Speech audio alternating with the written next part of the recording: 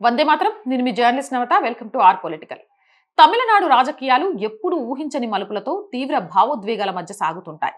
ద్రవిడ సిద్ధాంతాల పురటిగడ్డ అయిన ఈ రాష్ట్రంలో జాతీయ పార్టీలు వేరుండడం అంత సులువు కాదు. అలాంటిది కొంతకాలంగా తమిళనాడులో భారతీయ జనతా పార్టీకి ఒక దూకుడును, సరికొత్త ఊపును తీసుకువచ్చారు డైనమిక్ లీడర్, మాజీ ఐపీఎస్ అధికారి అన్నమలై.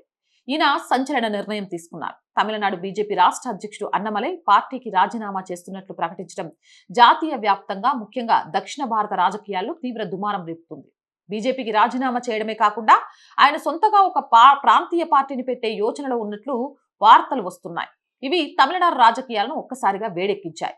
తమిళనాడులో బీజేపీ ఎదిగే అవకాశం లేదు, తన రాష్ట్ర ప్రయోజనాలే తనకు ముఖ్యమంటూ ఆయన తన సన్నిహితుల వద్ద చేసిన వ్యాఖ్యలు ఇప్పుడు దేశవ్యాప్తంగా చర్చానీయాంశంగా మారాయి. కర్ణాటక క్యాడర్ కి చెందిన ఐపీఎస్ అధికారిగా అన్నమలై ప్రజల్లో మంచి గుర్తింపు తెచ్చుకున్నారు.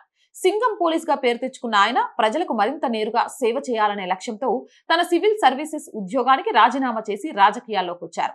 తమిళనాడులో బలపడ్డానికి చూస్తున్న బీజేపీకి అన్నమలై రూపంలో ఒక బలమైన ఆశాకిరణం దొరికింది. దాంతో పార్టీ అధిష్టానం ఆయనకు అతి తక్కువ కాలంలోనే తమిళనాడు రాష్ట్ర అధ్యక్ష బాధ్యతను అప్పగించింది.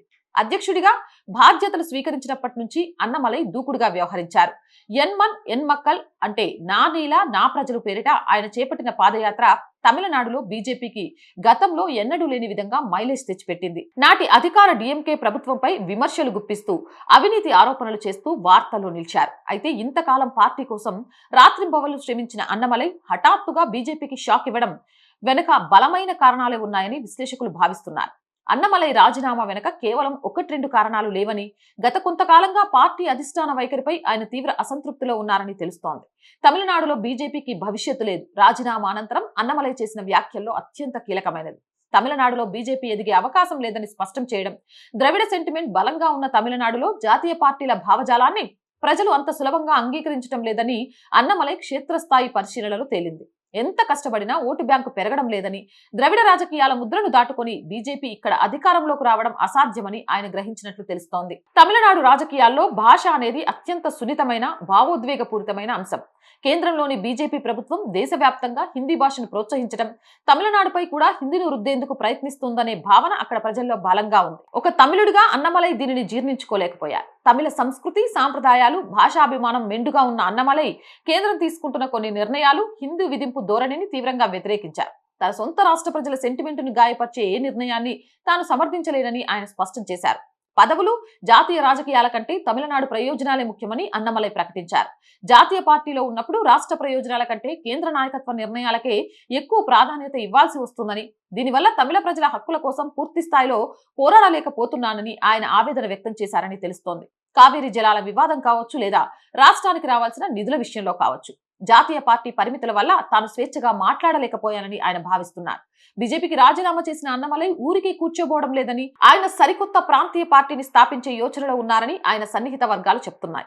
తమిళనాడులో ప్రస్తుతం ఉన్న ద్రవిడ పార్టీలైన డిఎంకే, ఏఐడిఎంకే, టీవీకేలను ప్రత్యామ్నాయంగా ఒక సరికొత్త రాజకీయ శక్తిని నిర్మించాలని ఆయన భావిస్తున్నారని తమిళ మీడియా కోడై కూస్తోంది. అన్నమలైకి తమిళనాడు యువతలో, విద్యార్థుల్లో మంచి క్రేజ్ ఉంది.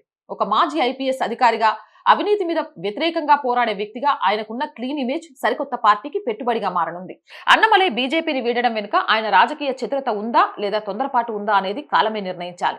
కానీ తమిళనాడులో ఒక జాతీయ పార్టీ జెండా మోయడం కంటే స్వచ్ఛమైన తమిళ ముద్రతో ప్రాంతీయ రాజకీయాలు చేయడమే బెటర్ అని ఆయన భావించడం ఒక రకంగా సాహసోపేత నిర్ణయమే. హిందీ రుద్దుడికి వ్యతిరేకంగా తమిళ ప్రయోజనాలే ఎజెండాగా అన్నమలై వేయబోయే తదుపరి అడుగులపైనే ఇప్పుడు అందరి దృష్టి ఉంది.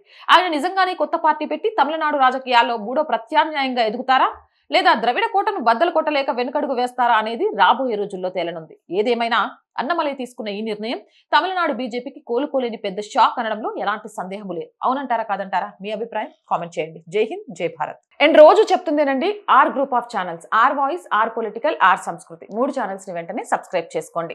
కంటెంట్ బాగుంది అనిపిస్తే లైక్ చేయండి, షేర్ చేయండి, మీ అభిప్రాయాన్ని కామెంట్ చేయండి. అండ్ ఆర్థికంగా ఫస్ట్ వీక్ వచ్చింది, శాలరీస్, రెంట్ కోసం చాలా చాలా ఇబ్బందుల్లో ఉన్నాం. మీరు చేసే సహాయం చాలా చాలా ముఖ్యం మాకు. దయచేసి సహాయాన్ని అందిస్తారు అని ఆశిస్తున్నాను. అందించాలి అనుకుంటే సబ్స్క్రిప్షన్ పక్కనే జాయిన్ అనే బటన్ ఉంది. 1 to 5 లెవెల్స్ ఉన్నాయి. ఏదో ఒక లెవెల్లో సపోర్ట్ చేయండి. లేదా స్క్రీన్ మీద గూగుల్ పే, ఫోన్ పేతో పాటు అకౌంట్ డీటెయిల్స్ ఉన్నాయి. మీకు తోచిన సహాయాన్ని అందించండి. వ్యాపార ప్రకటనల కోసం 8328500576 నెంబర్ని సంప్రదించండి. జై హింద్, జై భారత్.